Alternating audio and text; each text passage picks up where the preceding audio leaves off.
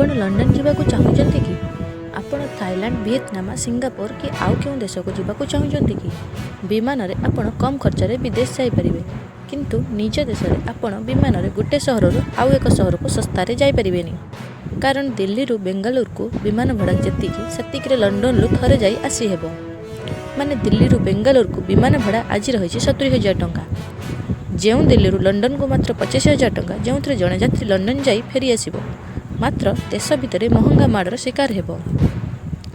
Indigo crisis परे देश में विमान चलाचल रे समस्या देखा देइछि। हठात विमान टिकेट दर बढ़ी हो हे बढ़ुवा विमान टिकेट दर भितर सबुठार चकित करदेवा भली घटनाटी होछि आकाशपथरे विदेश यात्रार भड़ा ठारू देश भितर भड़ा महंगा होइछि। दिल्ली रु दुबई यात्रा पाई भड़ा 23,000 एवं बेंगालुरु रु दुबई यात्रा पाई भड़ा 18,000 थिबा बेले देशर प्रमुख सहर अन्य सहर को यात्रा पाई विमान दर 10 गुणा वृद्धि पाइछि। गोटे पटे इंडिगो संकट एवं अन्य पटे टिकेटर चढ़ा दर हठात बढ़ीगला आकाशपथर भड़ा 2 गुणा कि 3 गुणा नुह पर एकाधर के 10 गुणा बढ़िला टिकेट दर जहाँ सीधा सड़क यात्री पकेट उपर प्रभाव पकाई आउ यात्री यात्रा आहरी बढ़ी जाइछि।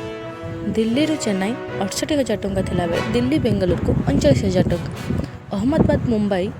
20,000 टंका थिला बेले कोलकाता रु मुंबई 31,000 टंका कोलकाता बेंगालुर को 24,000 टंका थिला बेले पुणे रु कोलकाता 24,000 टंका 948 टंका